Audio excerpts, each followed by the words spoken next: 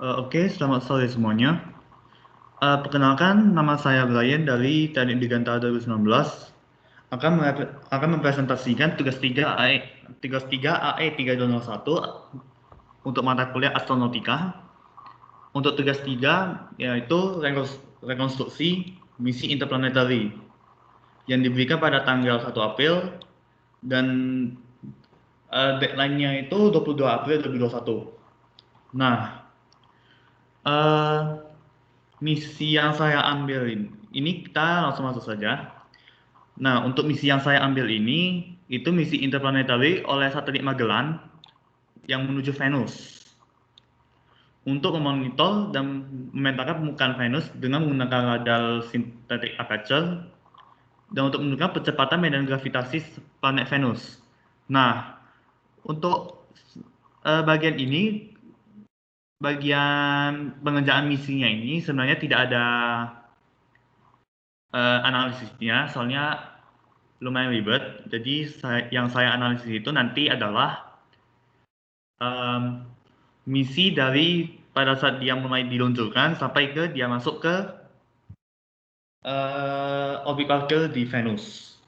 Nah, jadi satelit ini sebenarnya ada beberapa yang mau dia kerjakan itu, seperti yang sudah dibilang, memetakan permukaan Venus sebanyak 3 buah cycle, mapping cycle 1, cycle 2, dan cycle 3. Baru untuk mengukur gravitasi Venus itu dia menggunakan efek pergeseran Doppler yang berarti uh, dia memancarkan suatu signal ke bumi. Nah, dari sana kan kita pasti tahu mengenai frekuensi. Ini saya buat di sini. Ini kita pasti tahu frekuensi yang dipancarkan. Nah, tapi yang diukur oleh kita adalah frekuensi terukur. Nah, karena adanya gelombang gravitasi, nilai dari kedua bagian ini pastinya beda. Nah, oleh karena itu, dari sini kita bisa tahu untuk bagaimana menentukan medan gravitasi dari suatu planet dengan efek pergeseran Doppler. Nah, efek ini saya mirip dengan redshift dan blueshift dalam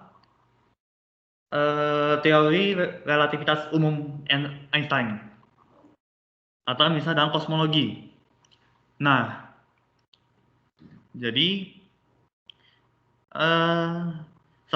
ini saya lanjutkan aja. Satelit ini misi interplanetary pertama yang diluncurkan dari Space Shuttle menggunakan energi upper stage booster.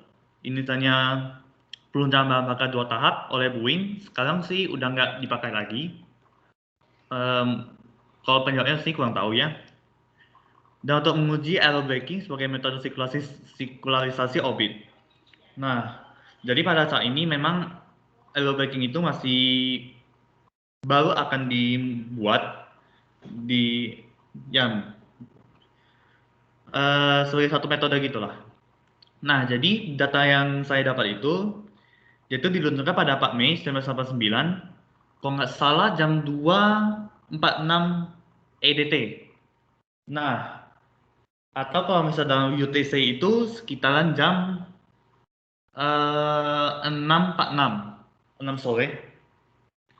Tadi yang jam 2 itu saya 2 sore juga, 14 dengan 18. Nah, udah mulai masuk ke orbitnya itu sekitar 10 Agustus 1990 jam 9.30 pagi EDT. Nah, lalu misi yang dijalankannya itu ada ini misi cycle 1, cycle 2 sampai cycle 6. Nah, misi cycle 1 sampai ke cycle 3 ini sebenarnya sama aja. Kita ingin mengambil gambar permukaan Venus lalu dikirim ke stasiun kita yang nanti ada di house-nya di Kennedy Space Center juga di KSC punyanya NASA. Yang keempat ini untuk mengukur medan gravitasi yang sudah gue bilang tadi. Mapping cycle 5 untuk pengujian aerobraking untuk menuju orbit lingkaran sekaligus gravitasi global. Nah, dan yang terakhir ini saya pakai ke Wingman Experiment. Kalau tujuannya saya nggak gitu tahu. Ini gambar satelit Magellan. Lalu, nah, jadi kalau misalnya dalam peluncuran satelit itu harus ada launch window untuk mengantisipasi apa yang terjadi kalau misal peluncurannya itu tidak bisa dilakukan pada saat yang sudah kita rencanakan. Nah, launch window ini sebenarnya adalah interval di mana perhitungannya kita lakukan dan posisi planet tersebut masih hmm, masih tepat lah kurang lebih. Nah, jadi launch window untuk misi Magellan ini sebenarnya 28 April 1989, tapi 29 Mei 1989. Nah, jadi sebenarnya misi ini udah mau diluncurkan pada kalau nggak salah 1986. Nah, cuma gara-gara si pesawat Challenger itu pernah meledak, jadi diundur. Nah, ini kan launch window pertama dengan waktu luncur terbaik itu katanya 5 Mei. Nah, karena ini sesuai dengan perhitungan punya. Kalau misal suatu hari 5 Mei itu nggak sempat, maka salah satunya lagi itu adalah kita menunda lagi si peluncurannya itu. Jadi kalau nggak salah 10-an Oktober, kalau nggak salah atau 20-an, saya nggak gitu ingat. Nah, jadi mereka putuskannya itu sekitar 4 Mei 1989 dan durasi dari misi ini itu 4 tahun, 5 bulan, 8 hari, 13 jam 18 menit. Ya, ini sebenarnya sekaligus dari yang peluncuran 4 Mei ini untuk sampai ke mapping cycle 6 yang sudah mereka rencanakan punya. Nah, ini mengenai asalnya Kennedy Space Center dimiliki oleh NASA dengan koordinatnya itu 26 derajat lintang utara, 80 derajat bujur barat. Nah, sistem propulsi yang dipakai itu sebenarnya ada 3 jenis. Sebenarnya ada biasanya satu jenis monopropellant thruster hydrogen. Jadi mereka itu pakai senyawa N2H4 sebagai pemakai energinya. Nah,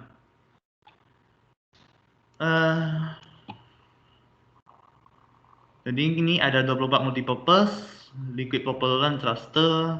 Nah, jadi thrusternya ini sebenarnya dibagi sama 3. Yang pertama itu yang 1 Newton, 20 Newton, atau 400 Newton. Nah, kalau misal dalam skala mereka, skala pound, itu ke 0,2, ada 5, sama 100. Jumlahnya 2, 1 sama 3. Nah, sebenarnya kalau nggak salah, yang 0,2 pound ini dalam perhitungan tidak begitu banyak dipakai. Soalnya itu hanya untuk altitude controlling. Nah, kita asumsikan kalau misal dalam perjalanannya itu tidak ada decaying orbit.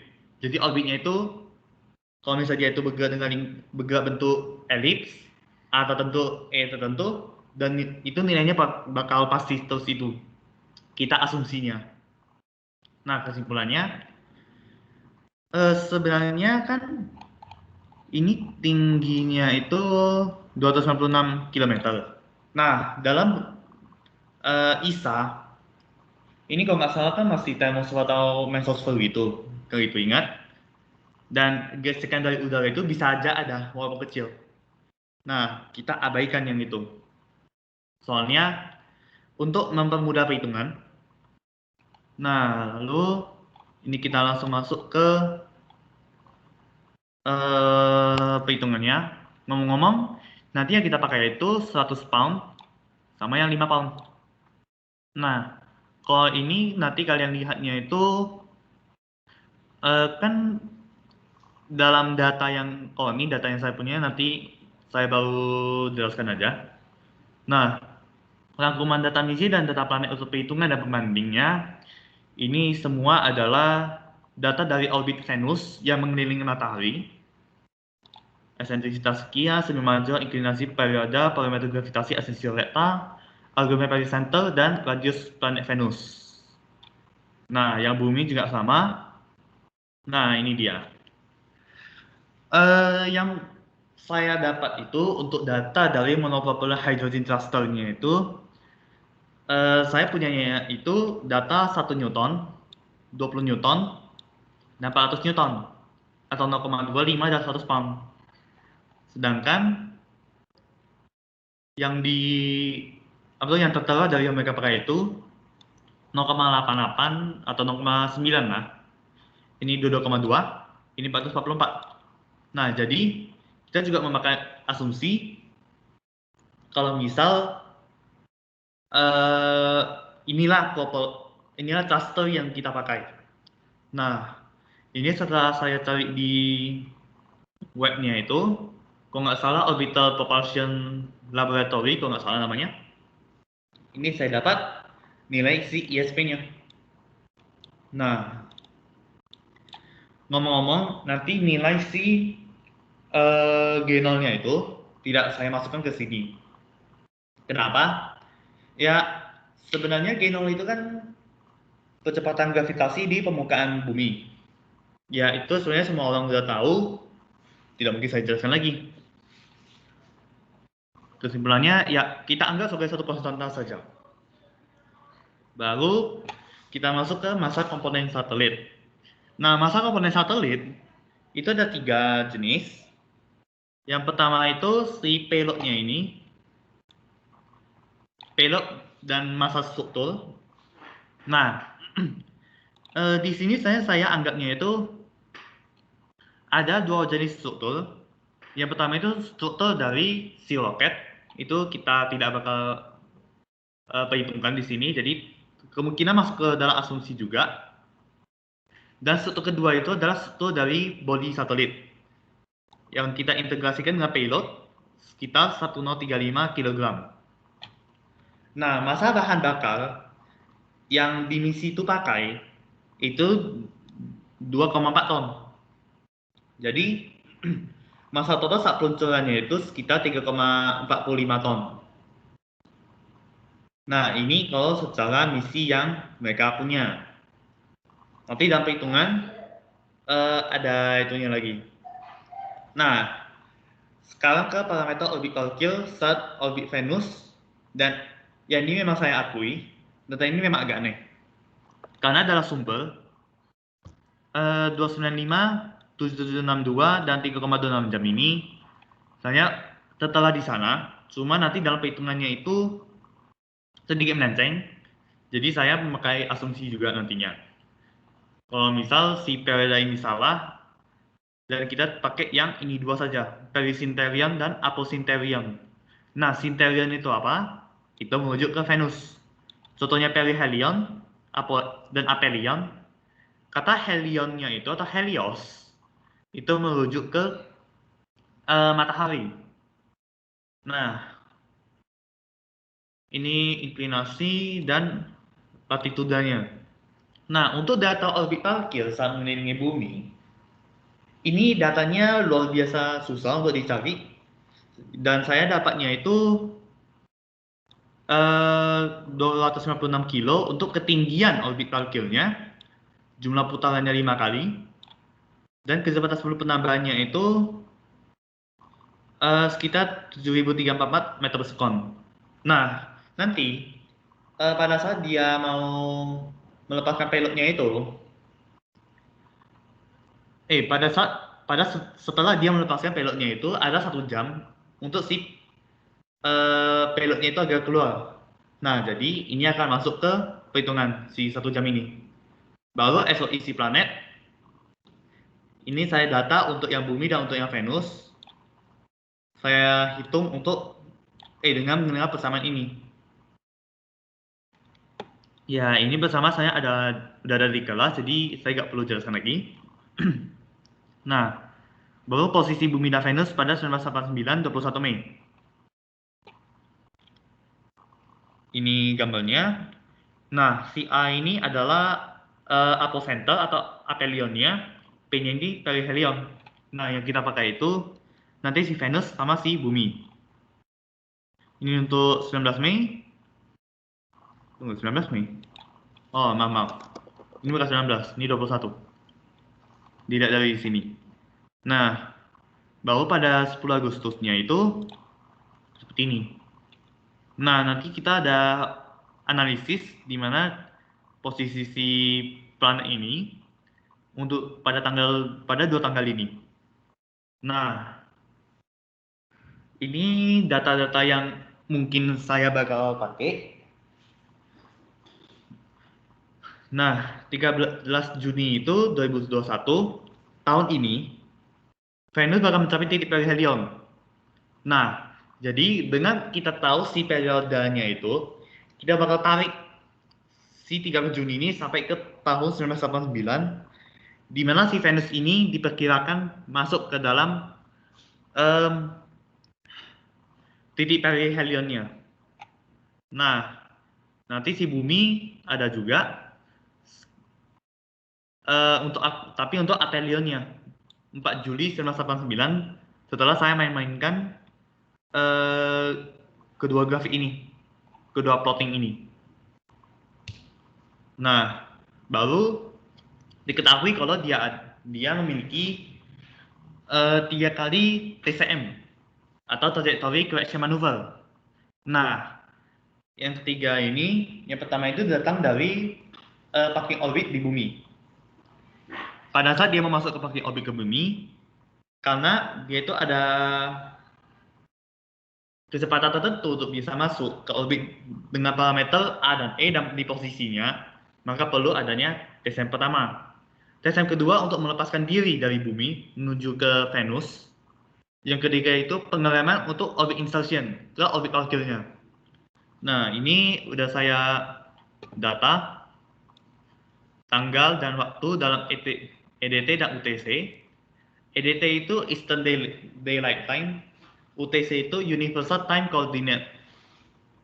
Nah, baru ini data yang mungkin berguna itu wahana 13 jam dari Venus setelah bertahap mempercepat 15.984 menuju 38.944 km per jam, baru di 9.30 pagi 10 Agustus dia udah sampai ke kutub utara Venus. Dan setelah 3 menit ini dibakar lagi sama 84 detik. Nah, 84 detik ini saya dibanding sama waktu kita kan lumayan dikit. Jadi kita asumsinya itu impulsif burn. Kita anggap saja sebenarnya nanti di perhitungan mengenai Magellan ke 29600 nih, baru setelah direm menuju orbit eliptik. Oke. Ini nanti data mengenai orbit eliptiknya ini ada di bagian sini. Sekitar 85,5 derajat, jadi dia itu masuk ke mendekati dengan polar orbit. Yang kedua ini dia tipenya itu tipe 4. Jadi dia kan udah satu putaran gini, baru setelah ini sampai ke titik pericenternya dia baru bakal masuk ke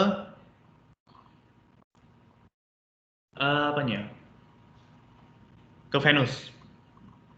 Nah, jadi sudut tempuh yang saya perkirakan itu setelah mengukur dari gambarnya itu adalah 550 derajat. Sebentar ya.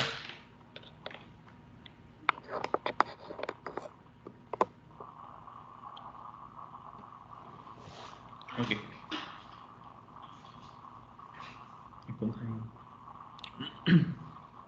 Nah, ini gambarnya lagi. Nah, ini tempat saya ukur punya untuk mengetahui si planetnya gitu eksentris putarannya berapa. Nah, ini peluncuran 21 Mei sampai 10 Agustus. Nah, ini kita masuk ke analisis dan perhitungan. Nah, untuk bagian ini saya jelaskan itu dari sini saja. Ini saya hapus. Hai. Sebentar ya.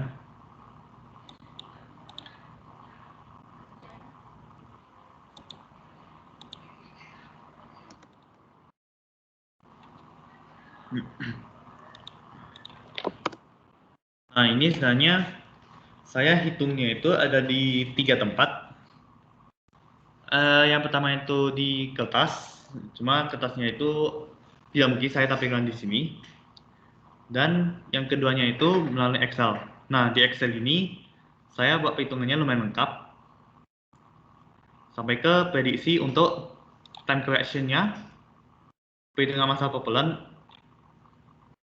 lintasan bumi hiperboli, sampai ke misi orbitnya sendiri.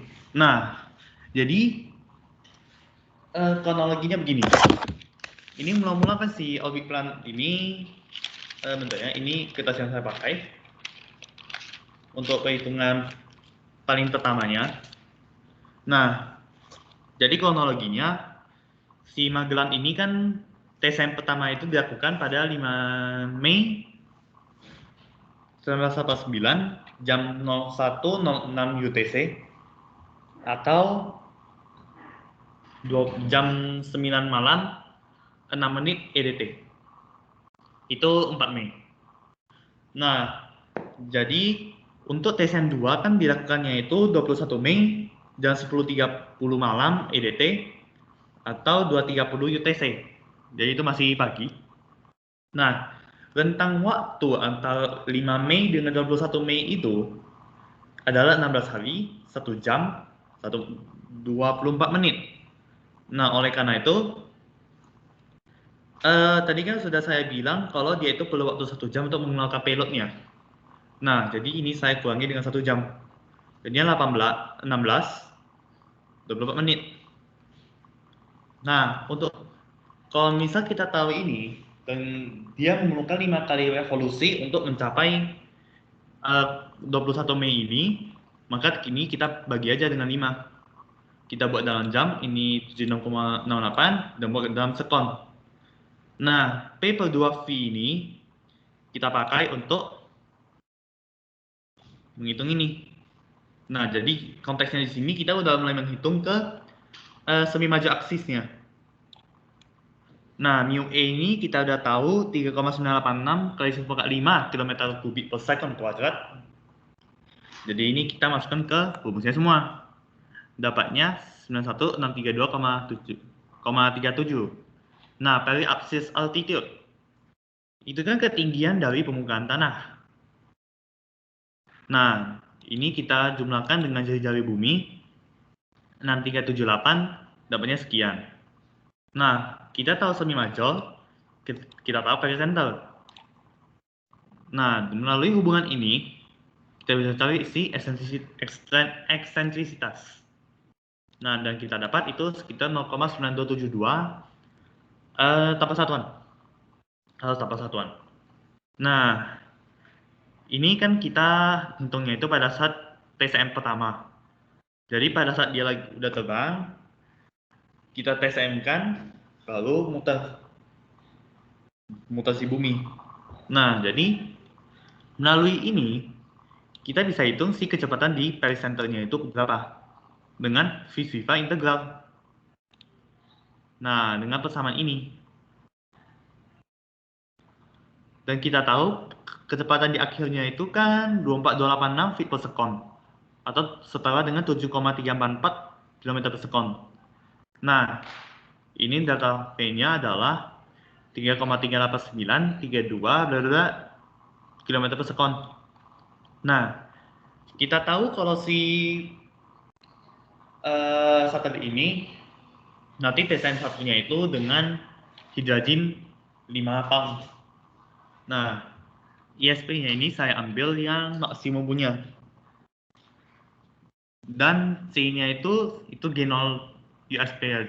G0 ISP aja, 9,81 kali 230 dapatnya ini. Nah, komponen Tsiolkovsky itu saya namakan karena ini kan kita tahu dari persamaan Tsiolkovsky itu persamaannya kayak gini. Bagian ini kita sebut sebagai komponennya.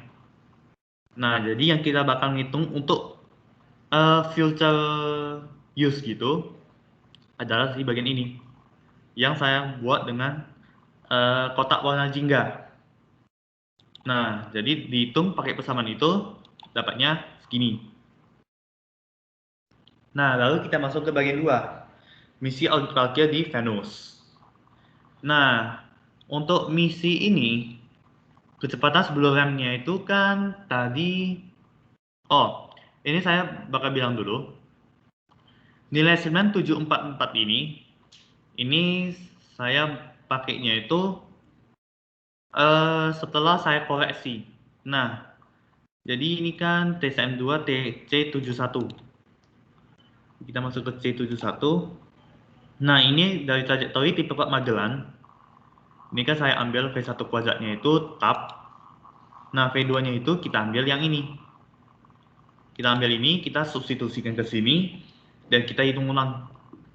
Nah, kenapa saya ngitung yang ini dulu? Karena ini yang lebih mudah. Dan kalau misal ada kesalahan, kita tinggal ubah aja kalau di Excel. Kalau misal di tulis tangan, kita harus hitung ulang. Jadi capek. Nah, jadi berdasarkan perhitungan yang nantinya itu section 7, itu ada 9744, dan setelah remnya itu kan kalau nggak salah 29.600 km per jam. Nah, ini kita buat sebagai 8222 meter per sekon. Nah, delta V-nya ini kurangin saja kedua ini. Dan sebenarnya delta V ini harus dibuatnya itu harus positif. Nah, jadi ini saya absolutkan aja. Dan untuk menentukan komponen Kirchhoff-nya itu, bagi saja persamaan ini. Nah, lalu kita masuk ke parameter orbit si orbit parkirnya gitu. Nah, kita tahu kan ini jajar SOI-nya ini 614 930 km ya kilometer. Ini semi maju aksis negatif, gergaji hyperbolik. Eksentrisitas sekian, dia lebih dari 1. Bentar ya, C31. Oh, sebenarnya ini saya hitungnya itu kan kita ada hubungan LP A kali 1 min E. Nah, LP kali A 1 min E, LP sama dengan A kali 1 min E itu sebenarnya adalah pericenter dari orbit hiperbolik juga. Nah, kita asumsinya itu kita melakukan TCM3B-nya itu di sana. Ini kan ada kayak lengkung gini. Ini Venus. Nah, jadi kita buatnya itu di sini nanti. Ini Venus, ini di sini. Nah, jadi setelah dihitung semi majornya ini sekian, eksentrisitas sekian. Nah, kecepatan setelah dia masuk SOI-nya ini, kita menganggap setelah remnya itu, dia baru mulai masuk ke SOI-nya. Sekitaran 614, 930. Oh ya benar. Nah, jadi di sana itu di ujung SOI-nya kecepatannya itu 8,2. Setelah masuk SOI di pericenternya kecepatannya 8,63 km per sekon. Nah, jadi dari sini sebenarnya benar karena dia kan ditarik oleh medan gravitasi Venus dan pastinya dipercepat. Nah, baru kita lanjut ke ketinggian perisinterion dan aposinterion. Nah, itu saya dapat 295,7762. Ini tinggal saya jumlahkan dengan jari-jari Venus, dapatnya 2 ini. Nah, diketahui 2 ini kita bisa cari semi major dan eksentrisitas dengan persamaan lintas orbit untuk theta sama 0 dan untuk theta sama V. Nah, kecepatan perisinterionnya itu ini pakai vis Viva dapat 2181. Sebelum remnya itu dibuat ini. Jadi delta P-nya itu segini dan komponen Kirchhoff-nya ini bisa dicari dengan rumus tadi. Ini saya bagi 3A untuk 3B. Oke. Baru ini untuk orbit Venus kita mau cari si pericenter apocenter. Saya hijaukan, saya jinggakan aja. Nah, jadi kita tahu eksentrisitas, kita tahu semi major, kita bisa cari ini 2 dengan lintas orbit. Nah, untuk justifikasi kita bisa cari si semi major dengan periode orbit. Nah, Dan inilah yang sebenarnya menjadi masalah ketika di step 2 ini saya mau pakai ke justifikasi untuk periodenya. Entah kenapa saya dapatnya itu sekitar 12 jam, padahal dia seharusnya 3 jam, 3,26 atau 3 jam 9 menit. Jadi saya tinggalkan bagian itu, saya pakai data dari perisinterian dan aposinterian saja. Nah, ini kita balik ke sini, jadi ini kan kita punya periodenya Venus itu 24 hari. Konversi ke sekon. Nah, kita cari paper 2V, baru kita masukkan, udah jauh. Nah, kita masukkan ke sini dapatnya sekian. Nah, dia kemiripan dari dua nilai A ini. Jadi kesimpulannya perhitungan kita benar. Hanya itu sebagai justifikasi aja. Nanti di bagian orbit bumi juga saya bakal pakai begitu. Nah, baru inklinasi right ascension of ascending node atau posisi nodal naik dan argumen pericenternya segini. Nah, ini dua nanti berguna kalau misalnya kita mau gambar gambar si orbitnya itu bagaimana. Nah, ini sebenarnya saya ada di sini di kertasnya saya lagi ngitung. Nanti saya tunjukin saja setelah orbit bumi selesai. Nah, baru si bumi punya eksentrisitas sekian, semi-major sekian, bisa cari ini dua. Dan untuk justifikasi 1 tahun buat dalam sekon bagi sama 2V cari pakai semi-major. Nah, ini mungkin agak spesial. Inklinasi dari orbit bumi itu 0 derajat dan right ascension-nya itu 0 derajat. Nah, argumen pericenternya untung dekat 102,9373 derajat. Nah, ini saya tunjukkan untuk hasil gambar saya. Untuk yang saya ini untuk tahap 7 punya. Jadi saya kasih aja di sini. Nah, ini kalau bisa terlihat. Bentar ya. Ini nggak bisa ya. Udah deh. Sebentar ya.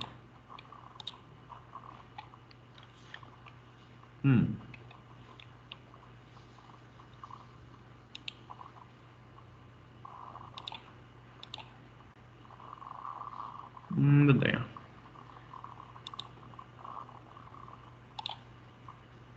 Sudah terlihat. Ini nggak apa-apa. Nah, jadi sebenarnya gambaran yang saya buat untuk orbit parkir, orbitnya si bumi. Jadi dia ini saya buat dalam tata acuan bidang orbit. Nah, jadi dia itu pusatnya di sini XOYO. Nah, ini kan ada lingkaran. Sini ada pericenter, apocenter. Mengingat si right ascension of ascending node-nya itu di sini inklinasi 0 dan kita anggap dia itu di sini. Jadi kita tinggal putar 102, sekian siapa tuh namanya? Untuk pericenternya, argumen pericenter si omega kecil itu. Dan kita tarik 180 derajat untuk apelionnya. Nah, nanti si posisi si Magellannya itu posisi si siapa tuh namanya? Buminya itu ada di sini dan setelah sekitaran Agustus itu dia itu ada di bagian sini. Nah, untuk Venus juga sama.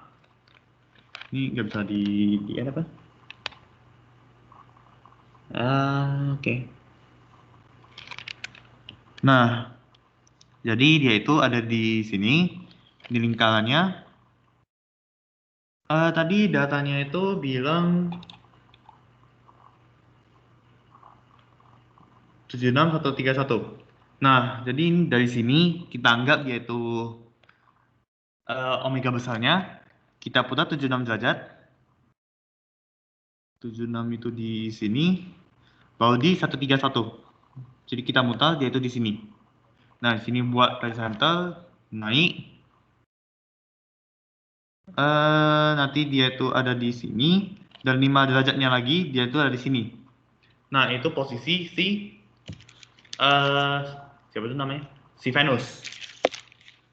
Nah, jadi ini bakal saya hitung di tahap 5 dan tahap 6. Secara keseluruhan, ini ada 10 tahap yang saya buat dan saya sengaja pilih karena saya sengaja pilih misi ini untuk mempermudah. Jadi kalau misalnya saya pilihnya itu ke sini, ya itu kepanjangan sih. Nah, kalau misal nanti dari bumi, dia Venus, gravity axis ke bumi, ke Jupiter, dan ke Saturnus. Lebih repot sih, kalau dalam perhitungan soalnya makin banyak. Oke, ini saya masuk ke tahap 5. Nah, tahap 5 ini, kita ingin memperkirakan posisi Venus pada orbitnya sekitar 21 Mei 1989. Nah, di sini yang mulai agak intens, karena ini ini saya gunakan untuk perhitungan besar yang utama punya.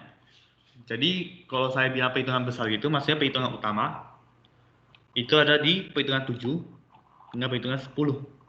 Ini 10 lumayan banyak dan lumayan besar juga. Nah,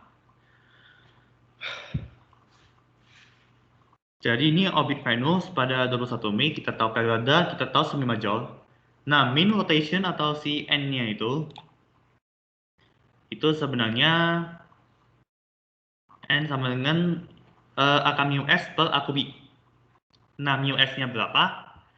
Itu hanya setelah saya hitung, itu 1,32712 10 11. Gimana kita tahu? Nah, kita tes di sini.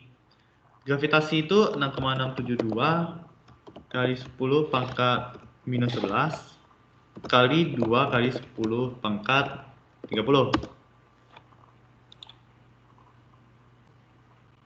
Nah, ini dalam apa tuh? Meter kubik kuadrat. Nah, kalau kita mau buat ke kilometer, kita bagi sama 10 pangkat 9. Jadi ini bagi 10 pangkat 9. Nah, jadi aproksimasi nilainya itu sebenarnya mirip-mirip 10 pangkat 11. Tapi ini saya cari di internet. Dan saya justifikasi dengan menghitungnya. Nah, melalui ini kita tadi tahu eksentrisitasnya berapa. Nah, ini yang tadi saya bilang punya. Untuk cari waktu dia kapan baru dia sampai ke perihelionnya. Karena kalau dilihat di gambar ini, nah ini bakal jauh banget sih. Sebentar ya.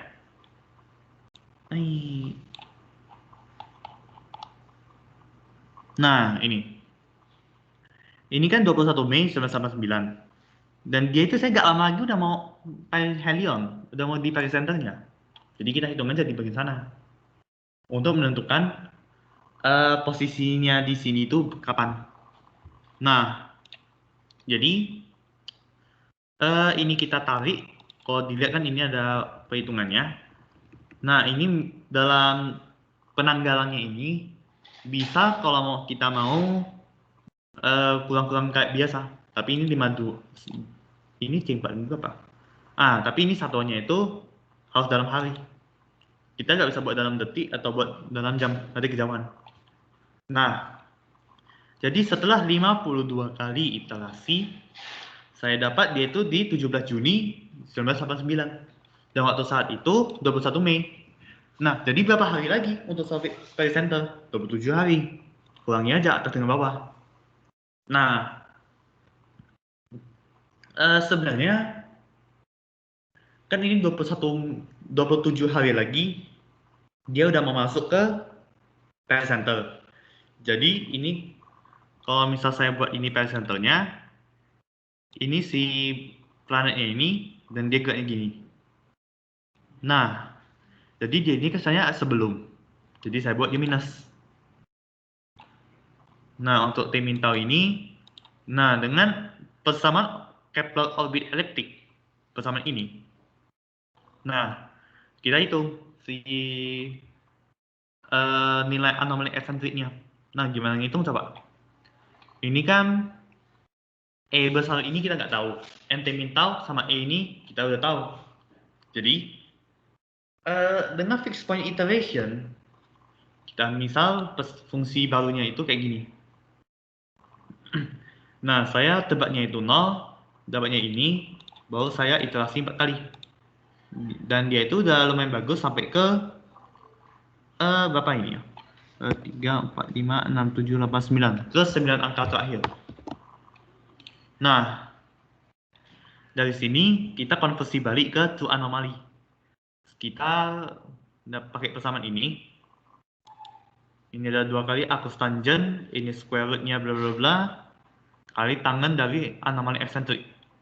Nah, kita dapatnya itu 316,7411734. Nah, ini sesuai dengan yang di gambar tadi. Kalau misalnya kita pakai intuisi. Karena dia itu sebenarnya di kuadran 4. Kalau kita lihat dari atas. Nah, untuk cari jarak dari mataharinya ini bakal kita pakai untuk perhitungan nantinya. Itu sekitar, ini berapa ya? 23, 46, sekitar 107 juta 672.621,8 km. Nah, nanti dengan cara yang sama dengan ini semua, kita bakal menghitung pakai ini juga. Jadi kita tahu periode, semi major, cari mean rotation, eksentrisitas tahu, foto aphelion, perihelion, rentang, oh ya, gue lupa ya. Waktu aphelionnya itu untuk bumi, setelah saya mainkan itu dapatnya 4 Juli. Nah, jadi kita aproximasinya di sana aja. Gak ada waktu jam, menit, detik yang sangat spesifik. Kita abaikan itu. Nah, jadi dapatnya 4 Juli 1989, tinggal 138,62 hari lagi. Nah, kalau kita menghitung ini berapa bulan, kita bagi dengan 30, sekitar 4 bulan lagi lah kurang lebih. Nah, kita cari NT mintal. Anomali eksentrik ini kita buat si E-nya ini, sebenarnya ini bukan main ke anomali eksentrik, ini ada satu persamaan lagi. Nah, yang modelnya seperti ini punya. Sebenarnya kita kan tahu kalau anomali eksentriknya itu kan sekitar 180 derajat. Kita anggapnya kayak gitu aja. Dan kita dapat 137,275 derajat. So, anomalinya itu sekian dan jaraknya itu sekian. Oke, baru kita ke perhitungan besar pertama, trajektori tipe 4. Nah, di sini saya mau buat ini pertama-tama berapa derajat lagi kalau dia itu bakal sampai ke pada saat dia 10 Agustus. Kita bandingkan dengan 21 Mei itu. Nah, jadi kita hitung tanggal tembaknya itu 21 Mei, ini 10 Agustus. Tahunnya beda, jadi sekitar 446 hari. Nah, kita tahu periode Venus itu sekitar sini. Jumlah revolusinya itu kita bagi aja antara ini 2 dapat sini, dan kita hitung selisih dari ini dengan 2 kali revolusinya itu 5,4 derajat. Kita aproksimasi. Nah, untuk bumi cara yang sama. Tadi ini mengenai perhitungan yang saya ukur itu kan 550. Kita asumsi bentuknya itu sempurna. Jadi 360 periodenya itu kita nggak tahu. Nah, tapi 550 kita tahu. Ini periodenya ini 291, oh bukan 446. Nah, kita coba pakai ini perbandingan biasa. Jadi itu ya sebenarnya esensi dari si perhitungannya ini. Karena sebenarnya kan kita kan nggak tahu juga. Nah, baru kita cari semi major diketahui P/2V. Udah tuh kita cari, kita tahu radius aposenternya itu karena dia tembaknya dari bumi. Kita asumsi kayak itu, dapat eksentrisitas. Cari N, interval waktunya 13 jam. Cari ini, pakai mu A. Ini mu A sebenarnya gampang aja. Si mu Heliosnya ini dibagi dengan semi major aksis. Nah, baru kita tahu kan ini V1 kuadratnya itu 15.984. Kita hitung sini. Nah, ini mungkin saya perlu tunjukkan dulu. Kok nggak nanti mungkin yang dengar ini bisa lost. Ini maksudnya gimana? Ini tab 4. Aduh, udah lewat. Nah, by the way, ini yang tadi saya pakai itu untuk perhitungan nomor 6 tadi. Nah, ini persamaannya. Jadi, kenapa saya pakai kayak gini? Karena saya untuk memudahkan agar saya nggak usah kalkulasi lebih banyak lagi. Soalnya ini udah lumayan panjang. Nah, jadi ini V1 kuadrat ini kita tahu, mu per A kita cari, si besar ini kita cari. Nah, kita dapat si 13 jam sebelumnya itu, sebelum dia sampai itu, sekitar 66,744 derajat dalam eksentrik anomali. Nah, lalu untuk E2-nya ini, kita pakai si persamaan ini. Si ini. Kita masuk ke semuanya itu, kita hitung secara numerik, dapatnya 1,3436 radian atau setara dengan 77 derajat. Nah, si V2-nya itu segini. Dan kita konversi ke dalam kilometer per jam. Kecepatan di apocenter kita hitung dengan Fish-Viva integral. Nah, ini lalu kita hitung kecepatan di bumi, dan ini kecepatan satelit terhadap bumi. Basically kita jumlahkan aja. Sebenarnya ini masuk ke konsep kecepatan relatif. Jadi kecepatan yang kita lihatnya itu, yang mengamat di matahari itu 26,89, dan kecepatan bumi itu 29,43. Jadi kecepatan satelit terhadap bumi itu sekitar 56 km per sekon. Nah, nilai ini bakal kita pakai untuk analisis ke-8 mengenai parameter orbit lintasan hiperbolik bumi dalam SOI. Nah, nilai ini kita bakal dapatkan si Tsiolkovsky ini. Nah, jadi kita kan tahu, ini term yang tepat itu bukan V infinity. Soalnya kalau infinity itu pasti masih jauh di hingga.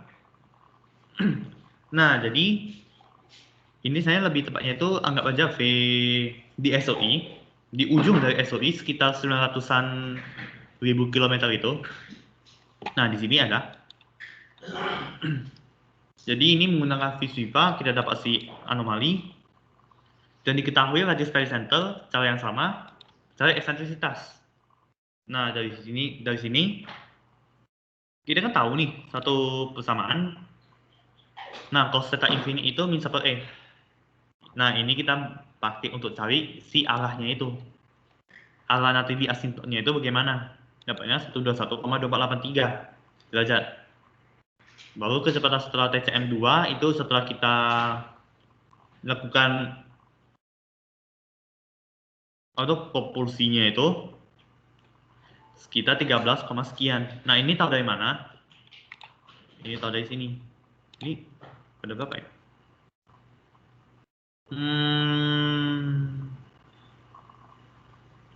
Tunggu bentar ya.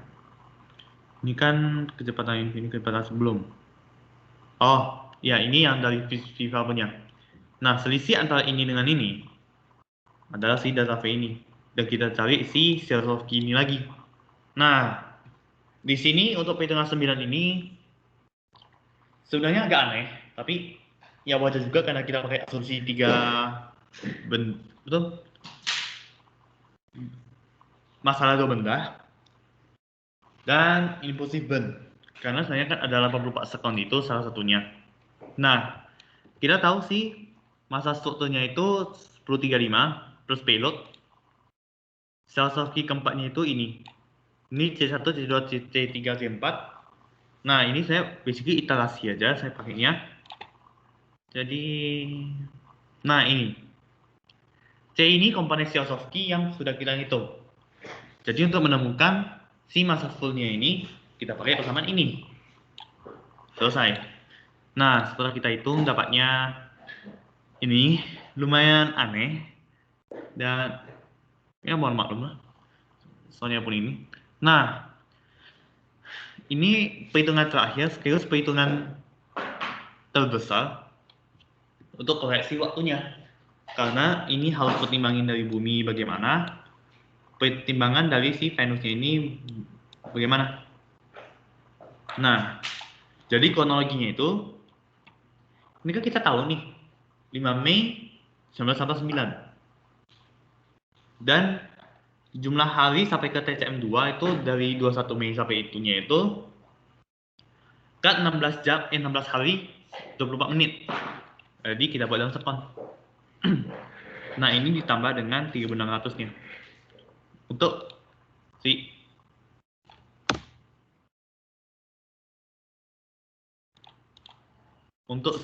yang 1 jamnya itu. Nah, dari Pak Skoni kita tahu 46 hari. Jadi basically kita tinggal cari waktu dia di SOI bumi sampai ke pericenternya itu berapa dan si Venus berapa. Nah, ini basically kita ngitung pakai persamaan Kepler orbit hyperbolic.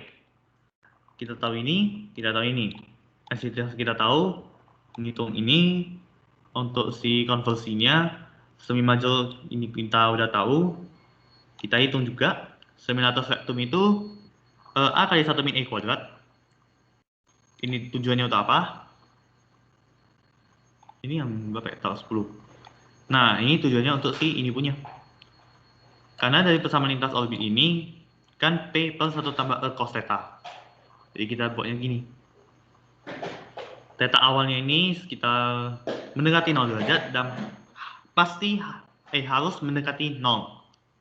Karena di pericenternya ini, nah pericenter ini kita ngomong sebagai awal. Akhir itu ada di sana. Nah, soalnya kalau di pericenter kita anggapnya 0, maka dia itu nilainya harus 0. Ataupun mendekati 0 nggak apa-apa. Nah, theta akhir itu kita cari pakai yang persamaan ini. Kita dapat 120,5 derajat. Dan sebenarnya sesuai sih dengan yang kita udah cari 121,2483, artinya dia itu saya dekat dengan asintot, tapi dia nggak bakal sampai ke sana. Nah, baru ini kita cari, ini semua kita konversi ke hiperbolik punya, eksentrik hiperbolik dengan persamaan ini. Baru kita cari data nih dengan cara si persamaan ini. Nah, baru di Venus juga sama. Kita tahu SOI, kita tahu eksentrisitas. Ini semua kita ngitung, nah dapatnya 74.656,6 sekon. Nah, total waktunya itu adalah 401 ini sekian sekon. Dan kita buat dalam hal itu 464,315. Nah, basically ini dua kalau kita ngitung itu ini ditambah ini dibagi dengan 460. Ini saya 462. Nah, sini 464, jadi selisihnya kurang lebih 2 hari untuk perkiraan kita. Ini parameter gravitasinya untuk bumi dan Venus. Dan voila. Tanggal sampainya itu perkiraannya itu 12 Agustus 1990. Nah, jadi kurang lebih sebenarnya perhitungannya udah lumayan akurat, walaupun sini kita manipulasi dikit. Ini bersamaan orbit hiperboliknya sekian-sekian. Nah, demikianlah presentasi dari saya. Basically ini referensi yang saya pakai itu. Ini ada satu popular thruster 20400. Ini untuk Magellan Venus Explorer Guide sektor 10, 4, dan 9. Yang 4,7 ini saya adalah popularnya, si thrusternya itu. Dan ya ini ada banyak lagi. Oke. Sekian dari saya untuk presentasi kali ini. Terima kasih.